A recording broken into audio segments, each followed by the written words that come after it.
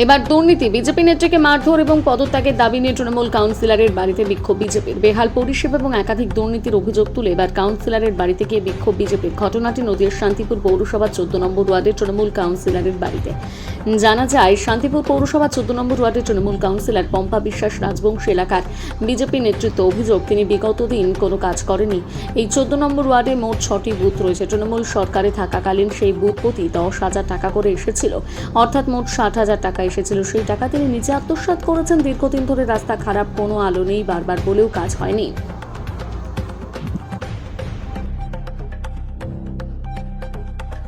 মানে আমি বিজেপি নেত্রী বলে আমাকে 4বার লক্ষ্মী ভান্ডার জমা দিয়েছি, 4বার উনি ইয়ের থেকে কেটে দিয়েছে। আমার আইডি চলে আসছে, ভান্ডারে টাকা ঢুকছে না।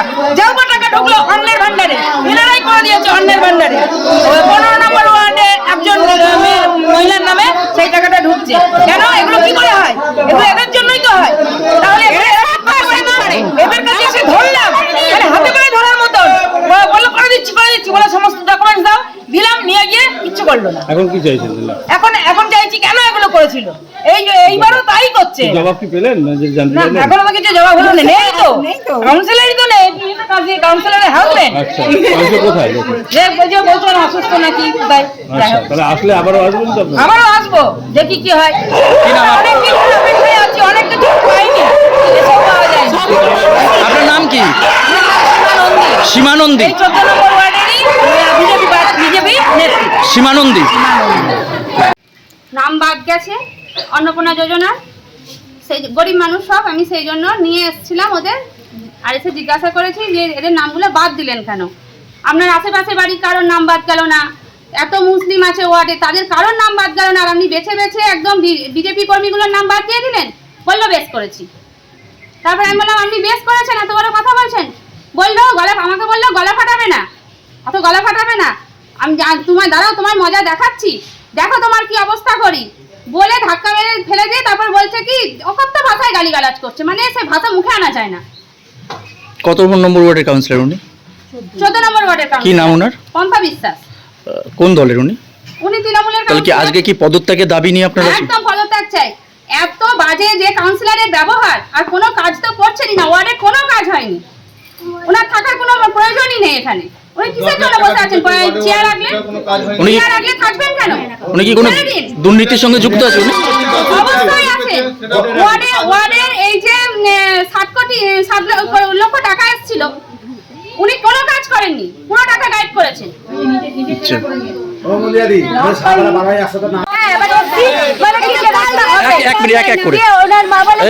তোমাদের রাস্তা দিয়ে হাঁটতে হবে না, আকাশ দিয়ে হাঁটো, রাস্তা দিয়ে হাঁটতে হবে না। ওনার মা এই কথা বলেছে।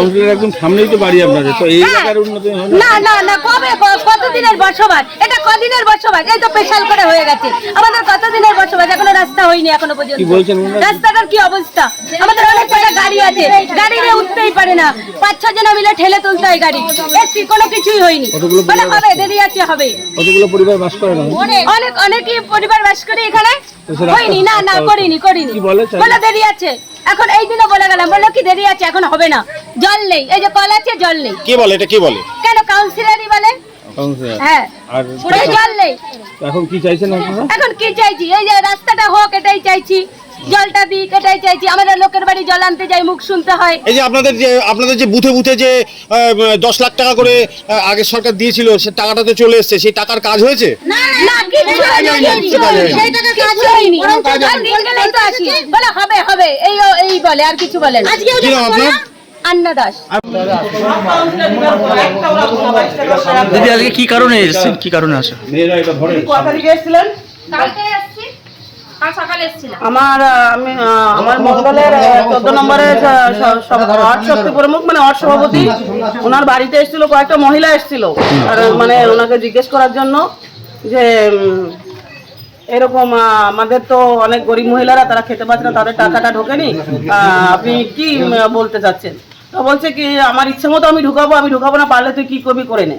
এটা আমার শক্তিপ্রমুখকে পুরো থ্রেট দিয়েছে। উনি ভালোভাবে কজন মহিলারা আছে তাদের সাথে এসেছেন কথা বলতে। একটা কাউন্সিলর হিসেবে যে ওয়ার্ড থেকে মহিলারা আসতেই পারে, সবাই আসতে পারে কাউন্সিলরের কাছে সবাই।